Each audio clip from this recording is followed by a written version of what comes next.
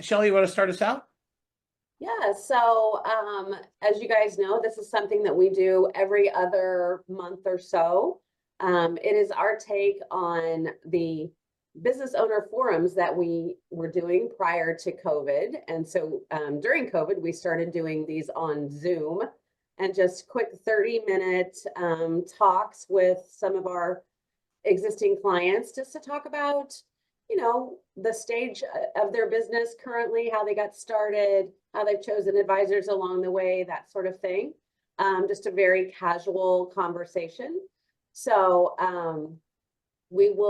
morning, we're lucky enough to have Bill with us, and Joe is going to walk through him and with him and the company and the involvement of the family and how that's gone.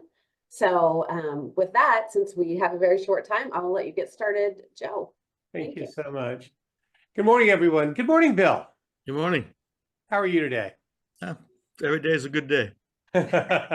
Thank you very much for taking the time with us. So, Bill, what kind of company do you and Tina own? We have a plumbing company, heating and air, restoration and flood, sewer lining. That's about it. That's about it. And how long ago was it started? 1980. 1980. 45 years. 45 years. And did you start it? Yes. I started it with my dad. My dad was a lady shoe salesman, a shoe buyer for Sears Roebuck. Right. And he went to San Diego and he lost all his money in an investment in 79. And so I came down and I said, let's open a business. And so you guys opened and at the time, was it all of those things or was it one segment of that? It was kind of, when you say one segment, what do you mean? Well, was it the plumbing side? Did you have heating and air? Did you have restoration? Oh, I got you. No, it started with plumbing. Actually, it started with the drain cleaning. Drain cleaning. Yeah, and the original name was AMPM. I still own it. AMPM Sewer and Drain Cleaning. I should open it again and see if come. It's what keeps it up. Yeah. So then how many years is the business old then? You said 45? Yeah, 45. We started, I just looked and see who was the cheapest in town. And there was a guy in Chula Vista doing drains for 16. So I started doing drains at 15. Drove him crazy. So the guy that was doing drains at $16 45 years ago, you did drains at 15, get the market share. Yep. Is that still kind of the business, some of the business strategy you guys use is to undercut, or how does it change? Yeah, it for a while it didn't. I told everybody how to do it, and they didn't start till about 2 years ago when all the venture capitalists came in and started buying up San Diego. Yes. Only listened, and all this. If you look at the pricing now, they're all lowering it to $40 and $50 drains, and because once you're in the home, now you made that customer your customer. So that if you do it right, then you end up with the water heaters and the faucets and the slab leaks. And it's not rocket science, it's pretty simple, but it took years for these other companies to get it. By then I was already big. But you guys got big, and you mentioned there for a minute, you're one of the largest, if not the largest in San Diego, but you've been watching venture capital companies buy other, what seem to be family brands, correct? All of them. And I have so yeah, go ahead. Sorry. So you were saying that all of the other family brand companies that are close to your size have been purchased by private equity companies that are still keeping that family out front, but the money is really somewhere else, correct? Yeah, but they've already, Anderson's losing. They signed a contract and they put so much of the buy back in, Yes. financially, so they own a piece of it. They always tell you get a second bite of the apple. Well, that's crap. Most of the time they don't last. They might last in other major cities, but San Diego's kind of a different nut here. It's really word of mouth in San Diego. It can kill you here. It's just not like the other cities, and they come from back east with the models that don't seem to work here. So you're suggesting that some of these private equity companies that come in that are offering to buy a percentage of the company, 50, 60, 70%, then the owner, let's say it was you, would take 20 to 40% still back and then have that in the new company. You're saying years later, that extra stock you had that was supposed to be worth a lot again, though you're noticing your friends, it's worth nothing. Yeah, I would sell 100%. I would not do any buybacks. I'd leave that up to the kids. if they Right. want, they'll work there anyway, I think. So, But I wanted to make this point though. You've noticed some of your friends that own plumbing, heating and air restoration, et cetera, companies that have sold to these investors, where the investor bought a large portion of the company with the idea that the owner, let's say Anderson, was to have equity in the new company, and that equity 5 or 7 years later was supposed to be worth a lot. You're Right. noticing that that equity, that extra, turns out to be worth close to zero, so they sold for just the original percentage. yeah, they're already destroying Anderson. She's out, her daughter's out, the son's opened his own company. They're So in that case, you're noticing that major competitor, the owners that were staying to let it grow, they're out. The Yep. equity they had is out, and you're still picking up market share because of the way this outside company is dealing with your local marketplace. Yep. Yep. It's pretty simple. It's not rocket science. I Sure. just watched it happen 20 years ago when Blue Dot came through. Maybe it was 25. Blue Dot was the one that came in and bought ASI, and then ASI Blue Dot went under, and ASI bought it back for 25 cents on the dollar. So they did pretty well, and then those owners sold to an outside for a piece, Yep.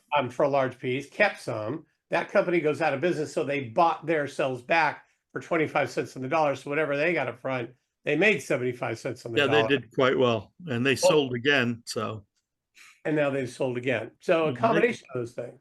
yeah, and they stay for a while. You stay for a couple of years probably because they're all on TV. They need to Right. still be the face. But So in our business, yeah, I'm still the face, but I'm not really doing anything. if you're not doing anything and you're the face, who is doing everything? Tina and the kids, mostly So the kids now. the kids now. So you said Tina and the kids. So when did you and Tina start to work the business together? You've had it for 45 years. When Mhm. did Tina come into the business too? I hired her in my 3rd year. So almost at the very beginning. Yes. So are you telling me you dated an employee, Bill? Nope. Never. We knew each other for 2 years. I knew her. She knew the women I dated. I knew her boyfriend. And the minute he split up, I went for the kill. Good for you. And that's turned out to be a fabulous partnership. And Yeah, that we you got guys married in 3 months after we did it. got married 3 months after you dated. And Yeah. Shelley and I were just at your home for your 40th anniversary. Yep. Well, that's just amazing. So after that, then you guys were building up. What were 2 or 3 of the mile markers that had you really start to grow? Was it slow, steady growth, or was there a falter and a big growth? What was it? It was, I really grew during the recessions because I kept that low drain price. And like in 09, the really bad one, I charged 0 for drain cleaning. And what I did was I lowered my advertising budget to offset what it would cost me. And I just grew. I grew another 10%. I grew 10% every recession, every year. So what you did was you made it very competitive. I'm sorry, it was hard for your competitors to compete with you in that you lowered prices during a recession almost to the point, and actually on one part of your business for free, drain cleaning, because that got you in the home. And then when you're in the home, they said, well, would you take a look at my disposal? Would you take a look at my sink, my water heater, et cetera? Or if they didn't, when the water heater went out, there was loyalty to you. We didn't push any of the sales end of it. I wanted my guys in and out, in and out. I want to see you do 8, 10, 15 drains a day and build your base that way. And what I did was then it was the penny saver, if you remember those days. I remember And that. I would pick an area. I said, okay, let's kill those companies there. And then I would just move out. And then finally I just had the city. But I did it one spot, zip code at a time. Now, what percentage of households would you say in San Diego touch Bill Howe? Oh gosh, over the years, 40% maybe. So 40% of the market share, which is huge in a large place like Yeah. this. But I may go into your home and not go back for 10 years. Right. That's why you never know. Our customer list is huge. Absolutely enormous. Yeah. And in fact, when we started to work together, your girls were funny because they looked me up to see what jobs they'd done at our house, and they had all the records of the good, bad, whatever it was each time. Sure. Yep. Very true. So, Bill, as you and Tina were growing the company, At what point did you say, well, I need better accounting help or something like that? Oh, the accounting wasn't much of a problem. It was insurance was at first because we weren't Okay. used to the, the people and the advertising end. That was the most critical part of the company because the And, accounting end is, you can hire accountants to do the numbers. right. The major input was the computer system when the computers came about. Remember, the first computer was a Commodore 64, Yes. for us, which was just a toy. And then about 4 years later, I would say 1985 is when we got a CompuSource. We got a system to actually do it that does everything. So, and that took to another level. And that's when computing just started taking over the company in a way, for everything except advertising. Advertising is a different nut here. It's interesting. And if I could, what has been your personal theory about running the company? Was it dump the money back into the company and grow and only take enough out to take care of your lifestyle? Or was it to buy separate assets from it? What was your financial plan as you were growing? Well, for the first 20 years, we didn't make a lot of money. It was taken out of the money because we had all these kids. So Right. they're pretty expensive in San Diego with the Yeah. sports and the school and private schools. And there's a lot of people involved. I had all my sisters were involved for a while. My brother was involved. My dad's still getting a paycheck and he's 93. So we always had God bless a him. bit of an overhead, that we couldn't make. Now we do okay. And now you do okay. So for the first 20 years, you didn't take any money out. You were paying for the lifestyle expenses of all the people that you guys are taking care of, from Correct. siblings who are working in the company to dad to the kids. And the girls often tease me that they would go to school in one of the Bill Howe trucks. Sometimes. Yeah, it was Sometimes. me. I drove, Yeah, yeah, I you drove drive to it. school a lot. Yes. And then over time, the girls have, I'm sorry, some of your children have come in the business, correct? Yeah, 3 of the 5 girls. So did they self-select or did you and Tina select them? I bribed them. Because not kids don't want to go in the family business because they see the stress and it's just I don't know if it's I don't know what the answer is to that. So when you bribe them, was it bribing with income, with equity, with love, with what? How do you end up bribing them? Money. Money, just to Yeah, make well, that they go work. out into the real world, and when you start after college, you don't get paid anything. Right. So then in those days, a while ago, I said, okay, 100,000 to start. They all just started coming back. Very true. And the girls have been working in the company how long each? The three of them. That's interesting. Let's see, Jamie just turned 40, so 15 years. 15 years for Jamie, and the others 10 years or so. Yeah, about that. Yeah. Uh, Yeah. And as they came into the company, did you start them as assistants? Did you start them at the top? What'd you do? All at the bottom. Oh, the Answering phones. Yeah. Bill Hall Plumbing, we know how. bottom. So they started on the phones, taking phone calls in from the Yeah. advertising to set appointments, which is Yep. where the revenue stream comes in. And then they each showed different kinds of talent then, I would imagine. So Yeah. Yeah. Well, what Jamie had was a communication major. Haley went to architecture school, and Jesse went to accounting school. So yes, they slowly just kind of fit into their own niche. I've always been a really good believer in let an employee find where they feel they work the best at. Even the plumbers will like a guy will like water heaters, someone will like slab leaks. If you force them to do different things, they just have bad attitudes. Today's employees is so different than years ago, where very you just much have them so. do it all. Very much. So the same thing happened with the kids. You let them pick their spot. I learned that from several different managers as the business grew. I sat back and said, stay out of the fray. Put other people in the positions to do the jobs. Very true. So you had 3 out of the 5 come into the business, the Yeah, other 2 not likely to come in. never. One works at a contractor at NASA on the Artemis project, and the other one is working on, building tunnels and freeways in New Zealand. Some other thing completely. And Yes, then, so over time, you said you're kind of out of the business. Did you and Tina exit daily operations together, or did you do it separately? No, Tina still goes in quite a bit.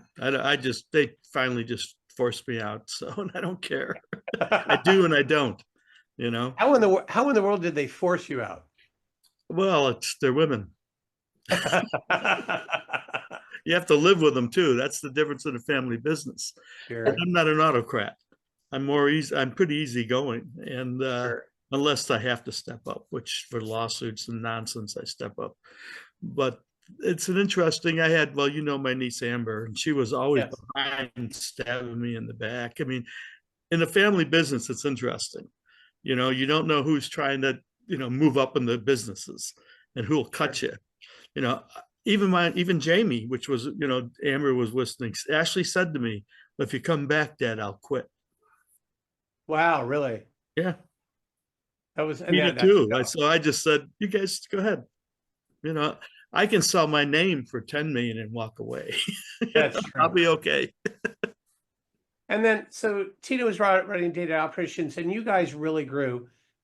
You were saying in the first 20 years, out of basically the first half of the company's life, you were just making expenses, taking enough to take care of all your people, and then at some point halfway through, you started to see profitability that Well, was that was above because of what you needed. yeah, but that was the marketing. That's when the yellow pages, everybody was in the yellow pages. And Yeah. I was the first one to buy an 800 number. So my neighbor's uncle was just retiring and he was a marketing manager. And he told me to throw away all the yellow pages. Scared the heck out of me. He said, no, throw them away. And he said, I'll show you how to really make money. And he did. He went and got the song for the company, which everybody Yes. knows. Yes. And he also took me to billboards where the traffic was stuck. So he put me on the 2 news stations. So people would be sitting there and my songs would come on and then I would be on the billboard and we just exploded. So And by a marketing strategy, and you've had yeah, moments of strategy, the moment of I'm going to charge nothing for drain cleaning in order to during a session to get more market share. A yep. moment of the Yellow pages were going out, but nobody really knew, and you had somebody who gave you advice. So you were either being innovative or noticing advice as each one happened. Well, I don't know how to go back far enough. Before I came to San Diego, I had a small business in LA and I read a book. Well, of course, I'm a big Napoleon Hill and Stone and those books, Yeah. but I read one called GW, and he would go into small towns where there would be one laundromat. He would open a laundromat and lower the price in half until that guy was out of business and then put it back up. It's kind of the same philosophy that I used here. Very true. Yep. And So I would buy 2 trucks here and tell them, you fill them. And then I would raise the advertising to fill the trucks. I just kept doing that till 15 years ago. When I sure. just kind of got out of it. And then as time has gone on, you and Tina have had to look. You had a family member helping with your accounting at one point, correct? Well, one still is Conrad outside. Yes. He's our outside accountant. Yes, he still Outside does accountant. our taxes. He doesn't do the accounting for the company anymore. Jesse's using a couple of different firms. You may know one of them.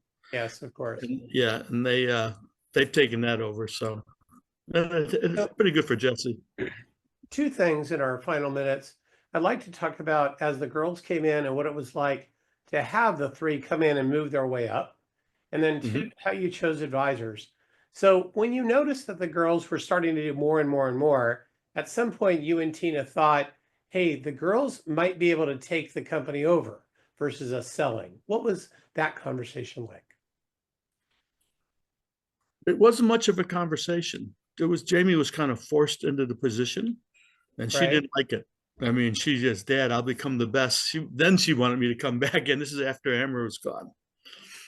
No, this is what you guys, you didn't want me in, and now you want me to. And I said, no, not this is your, this is you. So she stepped up, and she really does a fantastic job. She does. She works very Yeah, hard. she does. And then her 2 sisters took larger roles as well. What has that been like? Haley's been sorry. Haley's been a challenge. The one who did the architecture. She's my free spirit. Yes. We actually brought in a general manager for her in the last month. So To all of help a her sudden, out. yeah, to help her out because she had some family issues, a divorce, and other things. and it took her mind off the business, and that business got cut hard. Lost $1 million in about 8 or 9 months. Sure. So we brought in a manager, and that seems to straighten it out. And she's back to work all the way mentally. So, and they're looking at, goals. That's going to grow pretty fast. And Jesse's just smart, and her husband's who helps her. He works for Datadog, so he does the computer end of it. And so Jesse's really good at, getting the numbers together and analyzing it. She sends me, I get a report every day on my phone. Beautiful. So And then, have you noticed that working together has drawn the girls closer, farther apart, or has it gone kind of in and out? closer. I Closer. think they've always been a close family. Yes, So, I mean, there's times, but they get over it right away. I mean, sure. that's natural. Natural part of doing business. Yeah. And then as you asked advisors to help, at some point you were large enough to where I remember you and I, when we first met, used to have attorney jokes all over the place. Yeah. But and attorneys were a necessary evil in your life, I'd say. Yeah. It's just, yeah. Sometimes I hope there's a civil war. I'll eat it all. Because you kill the lawyers first. So Yeah. what has it been like to start to include outside advisors, like a financial planner, like a lawyer, in your family business and in your family planning? Oh, it's hard to explain because both sides of lawyers, there's the scavengers, Yes. and we get, the billing from even our people who defend us. It's ridiculous. I read what they do. It's nonsense.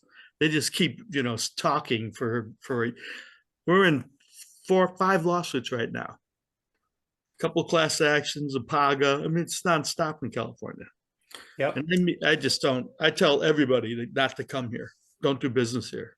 A lot of my friends are gone. They just had enough. Because of the litigation amount. And That's PAGA, ridiculous. so everybody knows, is a lawsuit brought by an employee who worked Only an one- hour or more, who wants to make a claim that they didn't get their lunch, or they didn't clock out on time, or whatever it is. And they're allowed to sue on behalf of all employees for the last 3 years. And they Right. have the power of the Attorney General office to do it. And the damages can put a company out of business. Oh yeah, that's a joke. It makes it That's very hard to true. stay in business in California, therefore. Well, we won't be able to sell it either if we're in 5 lawsuits. So as you've been looking at putting money into real estate and putting in money in investments, what's it been like looking at those things rather than just your business? Well, it's hard. Look, when you're, we have quite a bit of money in the company itself, and I'd like to spend it on real estate right now because I see some great opportunities out there. Right now, Yeah. I see some fantastic stuff, but you can't. I don't know how much these lawsuits are going to cost. So you need I to keep track. expect they're going to cost me millions of dollars Makes it just to very get hard. to court. If I get to court, I'm good because we don't do it. We don't cheat customers. And these judges, I think, are starting to really hate PAGA. Yes, I think you're right. As So, far as exit planning, as you and Tina have thought about, you've watched some of your friends and some of their big competitors in the area exit well, exit poorly. You've got family in the business. What's it been like for you to consider? You're no longer working day to day, but you still own. So you take Yeah. the risk of lawsuits, but the profit. What's it like for you and Tina considering exit through a third-party buyer or exit with the kids taking over? the kids want out. They will. They're sick of the lawsuits and the different employee today. It's all about them and not the company. In the old days, you worked with the company. It's a whole different ball of wax now. I mean, they control it pretty good, but there's always that one that gets, every one of the lawsuits I'm in is people we fired. Sure. It's ridiculous. So Very I think much they're so. tired of that end. They haven't really had to see it yet. I'm the one that has to always go to the court and the mediations. Well, I'm going to make them do it now. So you're going to have the girls start to go to Yeah. those things that you take over. You've been physically out, you said, for around 15 years, but for the big decisions, and Tina was doing a lot of daily operations with the girls, and Tina's been stepping back more, but you and Tina still dive in more for the big number decisions, correct? I only tell them what I think, whether they do it or not. I don't care anymore. They're women. Except except for the big number things, you do weigh in pretty heavily on that. It bothers me, but I really don't have any control anymore at all now. So it's just the way it is. That's every family business has a dynamic that's different. Since I'm not an Right. autocrat, and I was always so busy raising and running and doing business, then all of a sudden you're out. You always say, okay, I saw this, I see this, and you tell them. Most of the time they don't want to listen. I think it's because I really don't know if it's a sibling thing. I know I don't know how else to explain it unless I get really pissed off and go in there and just take it aback. But then I got to really pound on the table and scream, and I don't want to do that. Now, not your personality anymore, right? Yeah, who cares? Personality. Yep. So, you and Tina built a beautiful life together, a beautiful company, a beautiful family, done well, and had to struggle through the ups and downs. The first half of the company life was a struggle to Yep. grow, but making the right decisions in the down economy to make the right decisions in the up to keep your dry powder, Yep. keeping the girls involved, and then considering what it's like to exit or not. And you made the decision that if you guys do exit, it'll be exiting in total. You won't take the ride with somebody. No, I wouldn't. I mean, if the kids want to, that's up to them. They'll get enough money to put money back in if they want to do that. I will tell them don't do it, but that'll be up to them. Because they own part now too. Yeah. Well, Bill, I want to thank you very much for giving this half hour this morning and giving us an insight. It's really good for all of us to be able to see how somebody's mind works on what you do and what you have or have not. Does anybody have any questions out there in the world? Hi, Kurt. All right. Hearing no questions. Bill, big hugs. Give a big hug to Tina and the girls.